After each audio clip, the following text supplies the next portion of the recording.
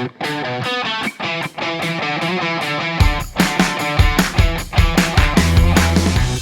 today's podcast, I am joined by Andrew Lowrie of Optimum Racing. Andrew, welcome to the pod. How are you doing? Very well. Thanks for having me on. It's a pleasure to have you on because, Andrew, we've just reviewed your service at Optimum Racing. We're going to get into that, your service and the detail on that. But first of all, you're somebody, from what I can tell, you've been in the industry for at least a couple of decades now. Do you want to introduce yourself and a little bit about what you do? Yeah, certainly. Well, you're right. This will be my 23rd national season that we're just kicking off now. So I started back in 1999. I started very small in those days. I ran a premium rate line on a part-time basis where I was still holding down a full-time job. But that developed and results were pretty good in the early days. I then went onto a subscription basis in 2001 and we've grown it since then. Yeah, so how did you start betting though? What was your introduction? I speak to some people and it may be poker, other people had a parent or even work for bookmakers. What was your introduction into betting like? Well, I've always really had a bet from a very young age, through horse racing. First and foremost, I was a lover of horses and as I got a bit older, horse racing itself. And we used to go racing as a family. I would tend to have a small bet on those occasions. That developed me having a regular bet on a Saturday, watching the racing with my father. And then when I was old enough to go racing myself, I think that's when my betting became a bit more serious. And I used to head off wherever most weekends. But yeah, to answer your question, I really can't remember a time when I didn't bet. Yeah. Okay. So it's always been part of your life and always been something you've been passionate about. So how did that then grow to becoming profitable on betting, and then obviously the development of the tipping service from that? Well, the first occasion I realised I could make it pay was through point-to-point racing and hunter chases. I was very big into point-to-point racing, probably all through the sort of 80s, and it was mid-90s I realised, this is working for me. The problem was it's a very short season. It's a little bit longer these days, but it never used to kick off until February, and it'd be all over the first week in June. So whilst it was productive, it was only 5 months of the year. I was still betting outside that season, but I was finding that I wasn't doing all that well. So I decided to join the service myself, and I subscribed to Mark Holder's service and had instant success following his bets and that of Alan Potts as well. And I also, as well as making money while I was with them, I learned an awful lot, and I took that forward then to starting my own service, as I say, in the late 90s. So was your income mainly from your own betting, and then you were looking to find other ways to have more people get your bets down for you effectively through tipping? Or what was the idea then? Was it because, I speak to some people who run tipster services and they bet themselves, there's a limit to how much they can get down, and they might as well sell their information because there's an interest base into their information from people who are looking for expertise? No, well, in those early days, as I say, betting was very much part-time. I was still held down a full-time job, but I desperately wanted to get into horse racing in some shape or form, and that was it was probably the only route I was going to get into it. So, I gradually made my betting profitable in the winter months, and then by joining successful services, I made that profitable long term. And with a couple of years of that knowledge and information behind me, I just thought, let's go for it. But when I ran the service, first of all, as I say, it was still very much on a part-time basis, because I was still working full time. So I had no real aspirations at that stage. I just wanted to get into horse racing. I wanted to see how far it could go, and I was fortunate enough that it's become a big success. And say 23 years on, we're still going strongly. Yeah, well, there's not many services, many businesses, especially in the tipster world, can say they've been going for so long. No, very true. So it's a credit to you for that longevity. You mentioned sectional timing on your website as a key element of your process. Just talk to me through, maybe introduce sectional time a little bit and the edges that you have and where you were able to find them when betting on horse racing. Yeah, certainly. Well, I started using sectional times probably about 16, 17 years ago now. And certainly the edge I had then was a lot greater than it is now, in as much as so few people were using it, particularly in steeplechases. I think it's still very limited now professional punters that use that angle. But it is basically about timing a race and breaking that race down into sections. So not only can you then compare and contrast several races on the same card, you can also evaluate how a horse achieved his position. Was he flattered by finishing second because he might have had an easy lead out in front? Or, has he done it the hard way by setting real strong fractions early on? And it just gives you an insight as to how the race is run. But more importantly, it's factual information. And even to today, that very few people, when you look at betting in the wider perspective, very few people have. Yeah, it always strikes me as quite bizarre why it hasn't taken off, because if you look at athletics, the 100 meters, they break it down, the elements of the race, because you might win the race, but it depends on the context of your opponents, surely. And there's many different variables when it comes to a horse race, like the going, the trip, and the jockey, and all these elements. Why do you think there's such a lack of uptake or interest in something which would be, in other sports, is kind of, there's a lot more detail, and there's a more appetite for that kind of detail? Well, it's certainly more in the public domain now than it was, back when I started. To be fair to the dedicated racing channels, we're seeing now on the television the speed the horses are going, the split times. They produce final figures on their website after.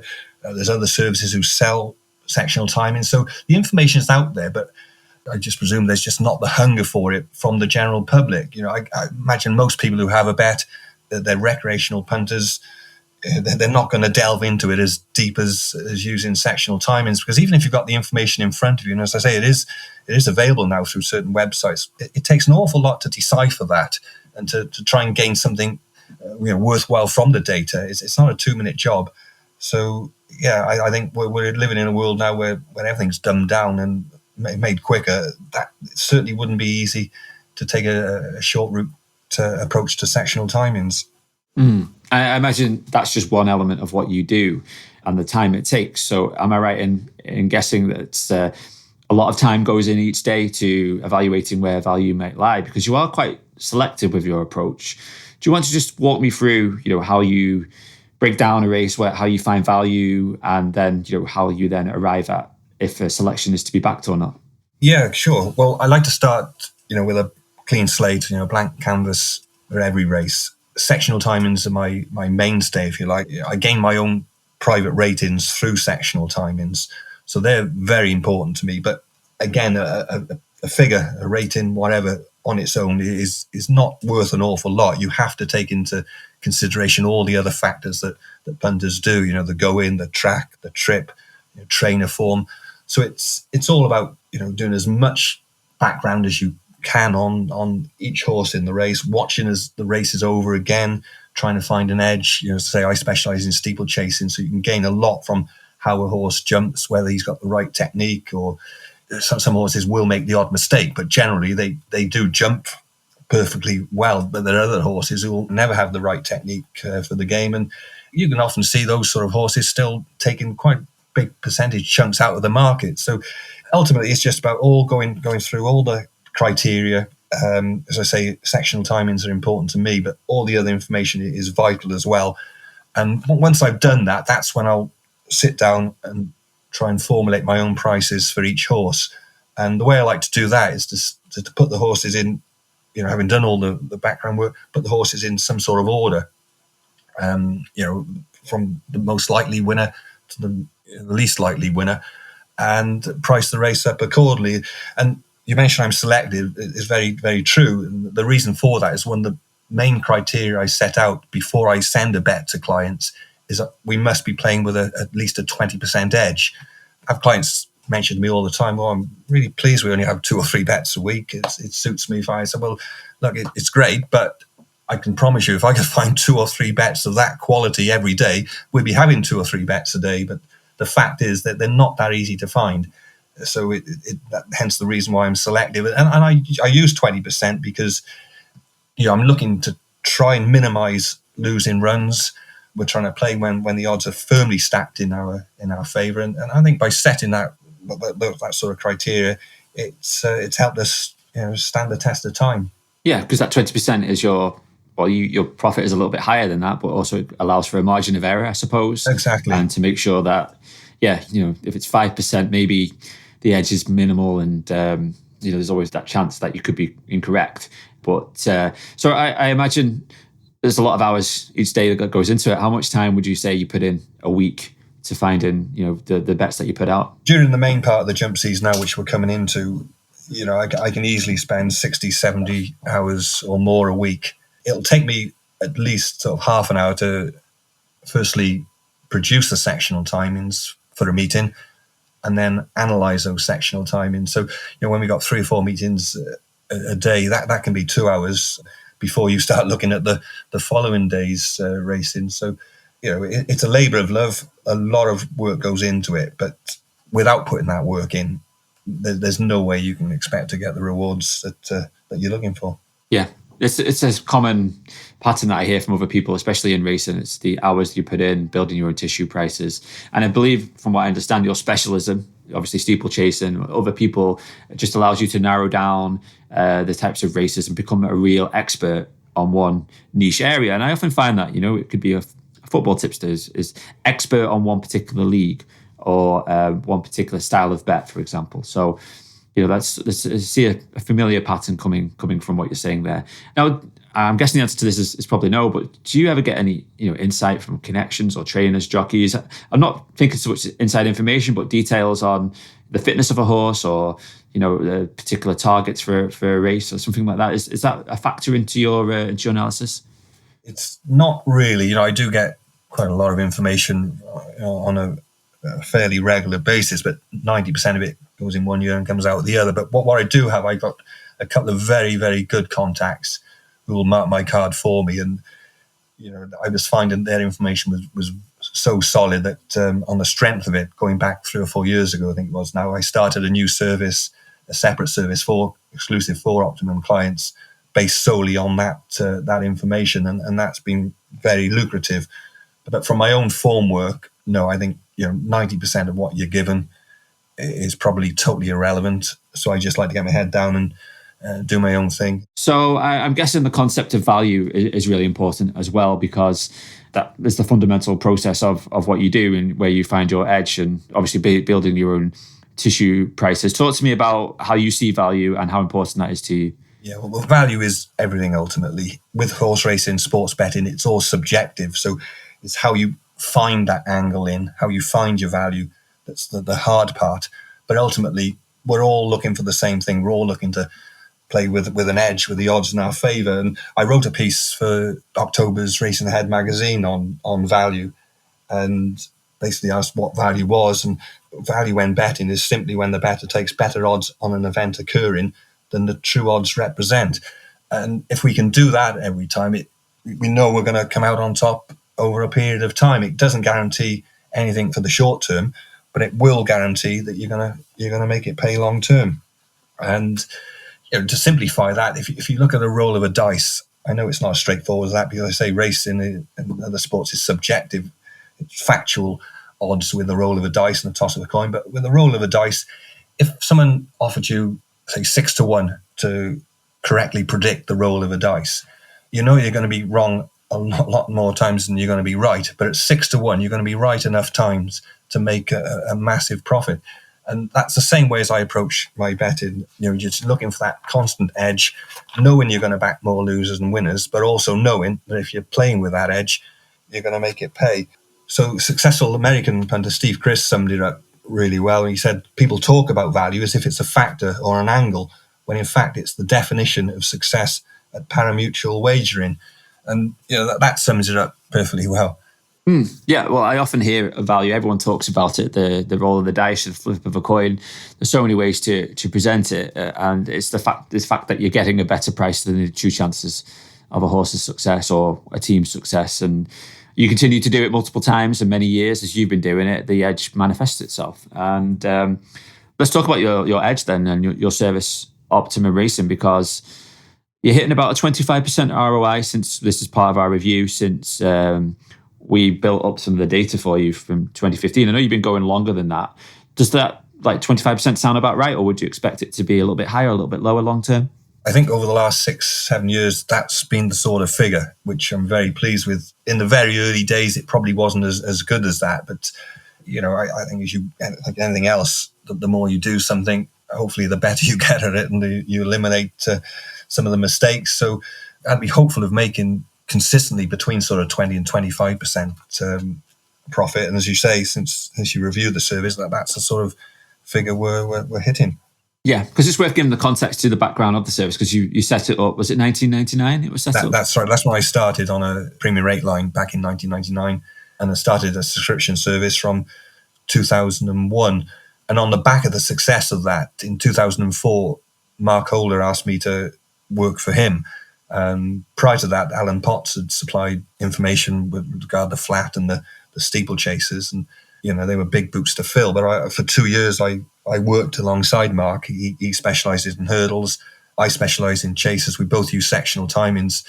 So it was the perfect match, really. And I remember the first 18 months I worked for Mark, the results were absolutely phenomenal. And then mutually, at the end of 2 years, we thought it was better that we went our separate ways. And that's where Optimum Racing came from, and back in 2006. Yeah, well, I mean, I've listened to Mark speak on a few podcasts, I think with Simon Knott, a very impressive man, and obviously impressive record of performance, and somebody who's well known throughout the industry.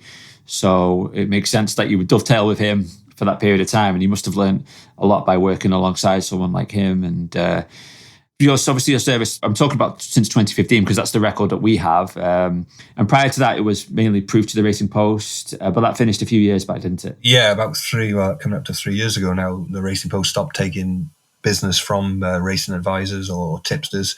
But yeah, for 12 years, I proofed all my bets to the Racing Post, so that they're all there for people to see. And say more recently, I've been proofing them to yourselves. So yeah, and going back to that, I learned an awful lot, as I say, working alongside Mark, and so I learned plenty off him before as a client of his. And I think he was a bit of a mentor, really. I think it's very important when you go into something, because it was a leap of faith. I went from making it pay through point to points and 100 chasers on a part-time basis to trying to make a full-time living out of it. Seeing someone like Mark who'd been there and done that and made a real success of it just gave me something to aim for. And I think that helped an awful lot along the way. I'm sure it did. And would I be correct in guessing that you're more pen and paper, because from your approach, rather than spreadsheets and data? Or am I then correct? Yeah, no, just basing that on, because we built up your results based on the notes that you basically shared with us, and we built a spreadsheet since 2015, and like you obviously have records prior to that. So I'm just assuming that's your approach. You prefer to write things down. Do you find you absorb it that much easier by writing it down? No, it's embarrassing, really, isn't it? I haven't come into the 21st century. But no, I think going back, I've got every single result since I started a subscription service from October 2001. I think back then I probably didn't own a computer, so it was a necessity that they were handwritten down, and I've just carried it forward. I'm not the most technical of people, so I've just carried it on. No real reason for it. I've just started that way, so I'm continuing that way, really. No, I was thinking back the other day when I first started exploring racing, especially. I remembered I was looking at like dodgy each way races. When you've got the favourite and you've got an 8-runner race. Yeah. And I must have printed out 1,000 race results.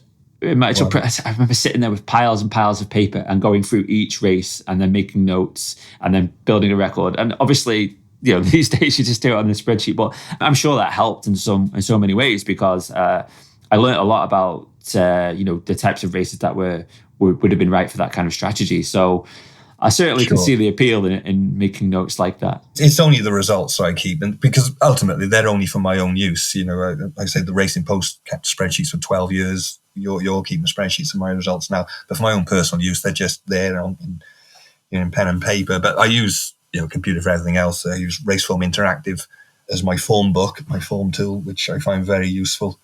So yeah, look, everything else is computerized, but I'm very much in the dark ages as far as recording my results are concerned. Yeah, you've got an old school approach to that, an old style approach, but obviously a more modern with things like sectional timing. And are there any other study tools or websites or even resources that help you with your betting that you could recommend? Well, like I say, Raceform Interactive is the only one I could really recommend, because it's the only one I really use on a daily basis. Timeform do an awful lot of good stuff, but I've stuck with Raceform Interactive for the last 12, 15 years, I suppose, and it works really well for me, because I'm not really looking for an opinion. I'm looking for the factual results Ultimately, that is, or certainly used to be, the official form book. I think it's still regarded as that, and it serves my purpose really well. It's got everything I need, in front of you, and it's updated automatically. So I've got so used to it now. I don't think I'd want to switch. No, that's good. That's good. Yeah, Raceform Interactive. That's good to anyone interested in doing what you're doing. Go check out that, and obviously the sectional timing. So I was going to ask, how do you find life though, as running a tipster service or as a bettor yourself? Like, what are the stresses and strains like, and how do you find that? And does it impact you in your everyday life? Outside of work. I try not let that happen. There are times when it's inevitable. It is very high pressured. I'm very relaxed as far as my own betting's concerned, but I do put a lot of pressure on myself with regard to the service when things aren't going as well as they can go. But when things aren't going that well, I try and look back and remind myself why I wanted to go into this industry, and I wouldn't want to do anything else, be honest with you. And as soon as I think back on what I could be doing instead of what I am doing, I don't sit there and feel sorry for myself too often. And so if things get too much, I'll look back at past results, past winners, and see how strong the results have been over a period of time, and perhaps I'll have a day out racing as well. So just try and stay positive. When you've done it for as long as I have, when things aren't going well, I think you can just cope with those pressures and strains a lot more easy than if you were starting off. You just come to get used to it. It's part and parcel of the game. Mm-hmm. Yeah, because I find that for many people that's the challenge, isn't it? Especially with a more selective approach like yourself. I understand completely why it's selective. You've explained that. But in terms of the chronological approach to how quickly you can recover from a losing run, it will take a lot longer, won't it, in terms of its length of time and how long it might take to recover from? Because you might think, I've lost X amount here, but if I'm only having 2 to 3 bets a week, I might not be in profit for a few more months. Obviously, that can all change in a bet or two. Yeah. Do you find people struggle with that concept, especially newer clients to your service potentially? Well, possibly, but there's also, as well as the account bets, which are during the peak season, probably look to have 2-3 bets a week. There's also a daily message that I record that previews. It'll give a reasoning for the bet first of all, so people know why we're suggesting that's a value bet at whatever price. But I'll also talk through other races and highlight positives and negatives as well. So I've got a lot of clients who'll dip in and out of that. Maybe on a busy Saturday, they'll play off the other information, combining a couple of horses, doubles and trebles. So those who want to be more active, the service does cater for those as well. But I would say probably the lion's share of my clients are much happier going to the well less often with chunkier bets and are happy to play sort of 2 or 3 times a week when they know the odds are massively in their favour. Because ultimately, there'll be times when it doesn't go as well as you'd hope, but they know at the end of the year or whatever type period that they're going to come out on top. And so I'm loath to change my approach because I know it works. And also, as I say, they're probably more the type of client that we're attracting rather than those. We're not for people who want 4 or 5 bets thrown at them every day. I just don't think those sort of people join Optimum Racing. They know we're selective. So, we probably run it to cater for their needs as much as anything else. Yeah, that makes sense. It works for you, and it's a strategy that's obviously lasted a couple of decades now. So I was going to ask you about staking as well. How much does that factor into your betting? Do you vary your staking much these days based on the amount of value you see, or if it's 20% or higher, I guess you want to have as much on as possible? Yeah, well, I still do vary it, but I've got a much narrower window now with my minimum maximum stakes than I did when I started. So, for example, on the service now, all our bets are staked between 1 and 2 points, and I try to mirror that really with my own betting.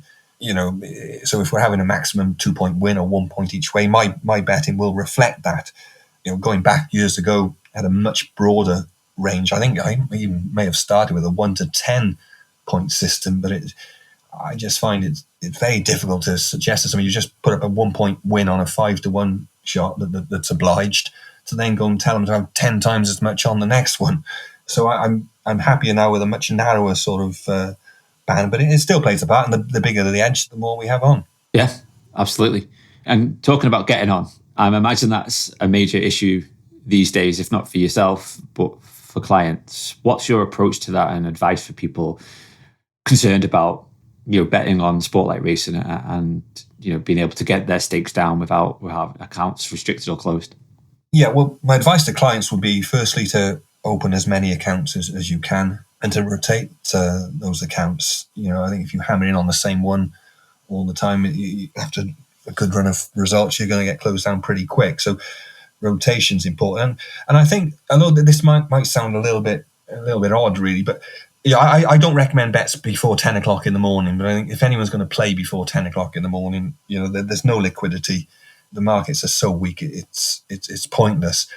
So we'll play after 10 o'clock. But I think if you home in on the standout price every time, your accounts are going to get closed a lot quicker than if you just take what is still a very sensible price. That's going to give you more longevity. The temptation obviously is one from 6-1. The temptation is always to take that standout 6-1. But if you're happy enough to have that 11-2 for many years to come, you might be better off, not leap into the very best price all the time.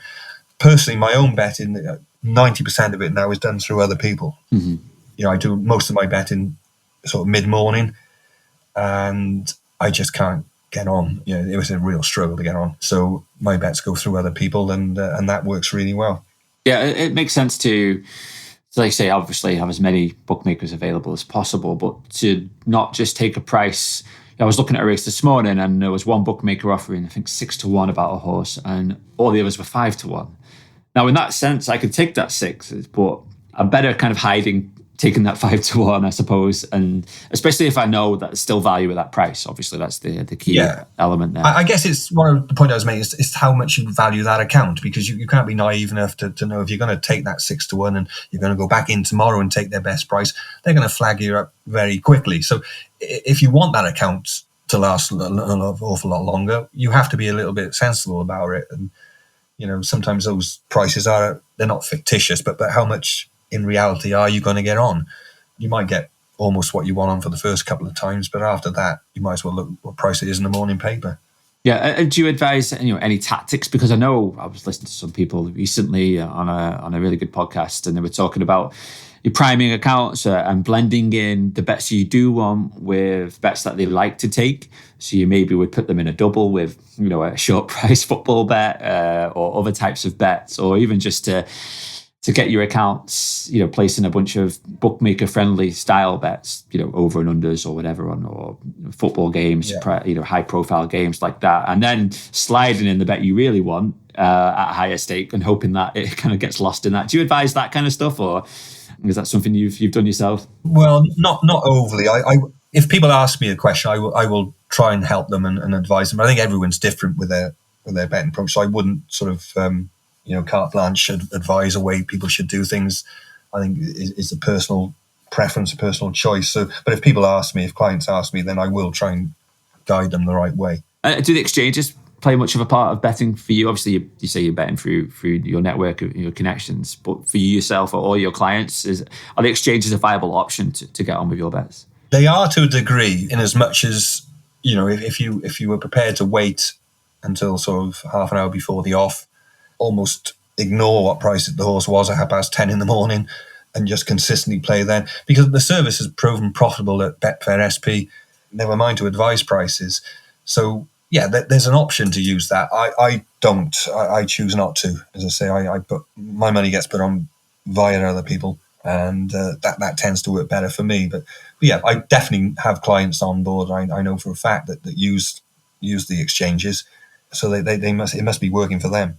Yeah, it's just a part of the reality of modern day betting, surely, about the fact that almost the access to good quality information, like people like yourselves and some of the other tipsters, is there. It's available. The biggest issue is getting your bets down. So almost you have to factor that in. You can be frustrated by it and it can put you off and you can leave betting altogether or lose interest in a sport like racing because you can't get your bets on. Or you can accept it and take that challenge and talk to people who maybe can get bets on, or even betting in shops or exchanges. So for me, it's just about being tactical with your approach to getting your bets down. I know variance is also your friend. You'll with a service like yours, you're betting 2 or 3 times a week. So if you're betting across 10 different bookmakers, then it may be that you only take one Optimum Racing bet with one bookmaker every 2 or 3 months. So yeah, exactly. Different people got different approaches. I got one client who's been with me for donkey's years. He'll walk into town every morning, and have a coffee in the cafe, and he's got 2 or 3 betting shops within a minute of where he is, and he'll bet cash, and he's still getting on all right. And he varies. He doesn't go into the same shop all the time, but that's where he puts most of his on. Like I say, I've got other clients who play on the exchanges, but they all find a way. They all find a way. They all moan that it's maybe not as easy as it should be, but they all get on somehow. What's your thoughts? Obviously, someone who's been deeply ingrained in the industry for such a long time, about its direction. There is lots of debate at the moment about a change in the way of regulation, a change of how much people can deposit. Are you skeptical or cynical about where things are going at the moment? What are your thoughts on that? I think it's all quite sad, really, Pete. I really do. I think just the landscape now, how it was when I started, you just wouldn't recognise it, and it is really, really sad. But there's no other industry like it, is there, where you can price up a product and then you can pick and choose who you give that price to. You couldn't go into the garage and they're advertising fuel at £1.20 a litre on a special offer, and then when you get there, so well, you can only have 2 litres of that. The rest is at £1.60. If the price is there, they should be accountable to lay that price to a certain amount. And I think the problem is, and this is what used to frustrate me more than anything, is you look on Oddschecker, and I won't name firms because they've all probably had their own turn in being best price. But going back a few years ago, there was one particular firm who were always best price, and you'd try and get on. You were limited to pennies, but that price would still be there because it's enabling them to advertise, oh, we're still best price. But yeah, you're best price to nothing. You can name the firm, Andrew. I think we'd all like to know who that is. No, I'm not going to name the firm. Okay. But that's what frustrates me. They're getting free advertising. We're betting to the best percentages here. We're top price this, we're top price that. But they're not taking a bet. And I just think if they went back to old-fashioned using people they can trust, people with the ability to price up a race, you don't have to overlay it. Surely if someone comes on for a sizable bet at 6 to 1, you just cut the price. But they're all so keen to be betting to low percentages these days in the morning and competing against each other. It's just ridiculous, really, that it's allowed to go on. But I don't know whether things will change anytime soon on that regard.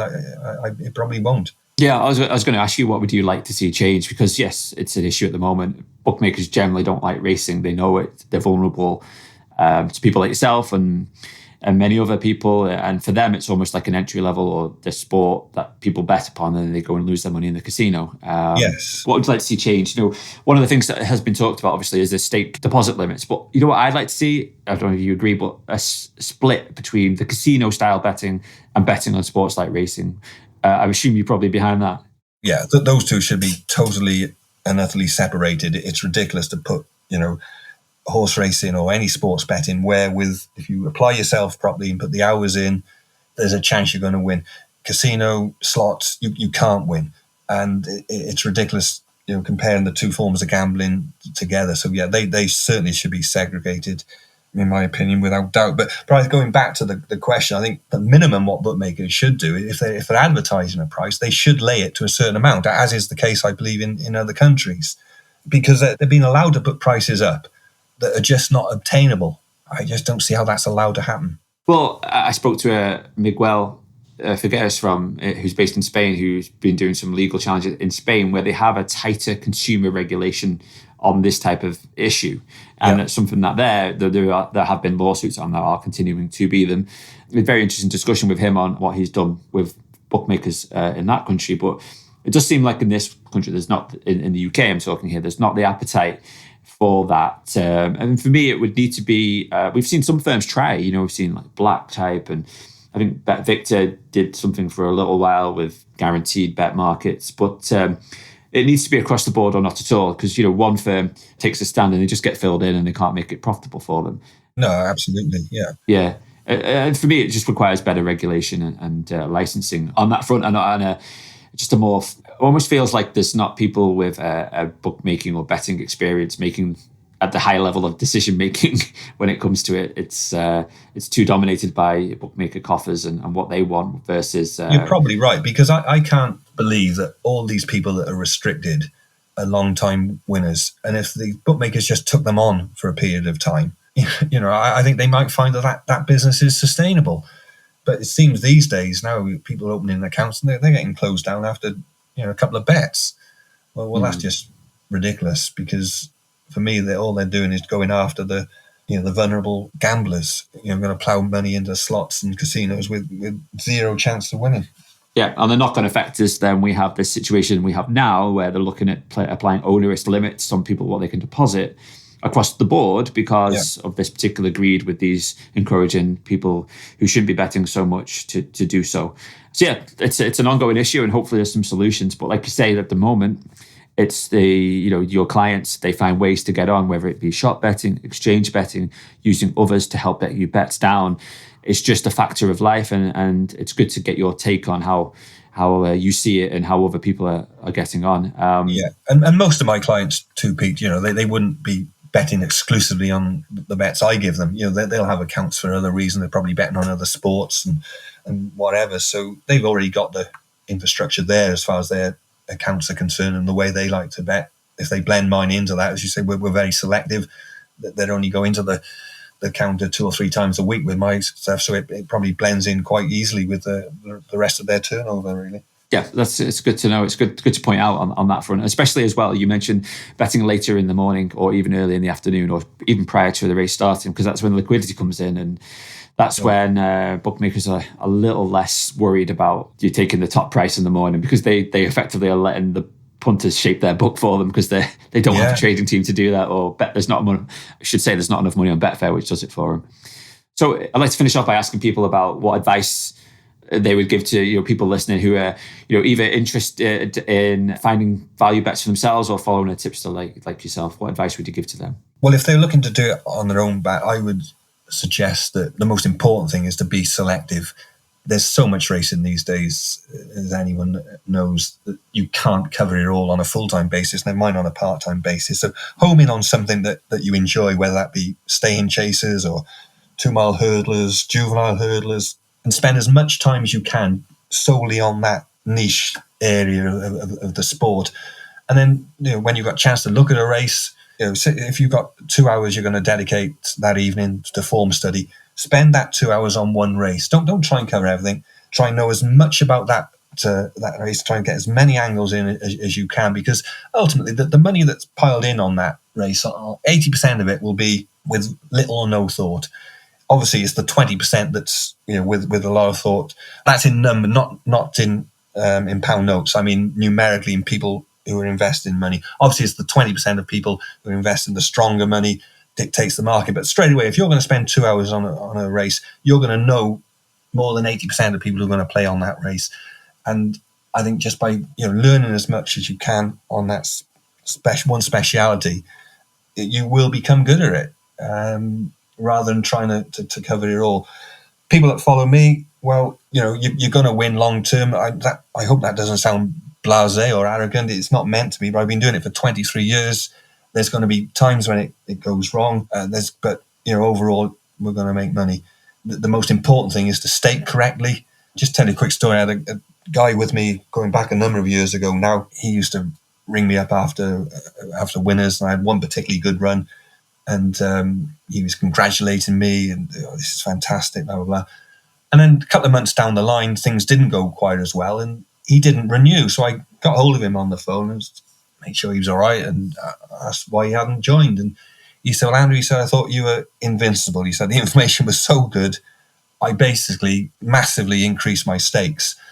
So I don't know the exact figures, but he's gone from probably playing £50 a point to £500 a point, and done back all the good work when we had a couple of losing months.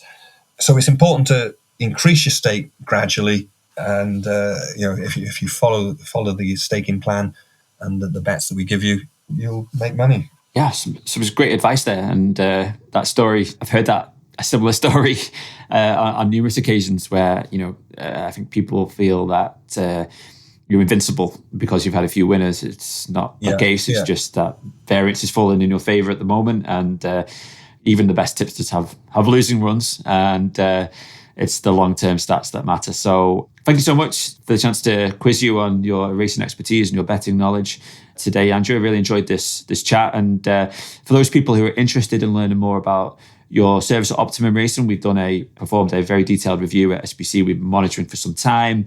We've got odds availability analysis. We've got Monte Carlo simulation analysis, betting bank information, staking plans. So, we've gone under the bonnet of what you do, and it's very impressive.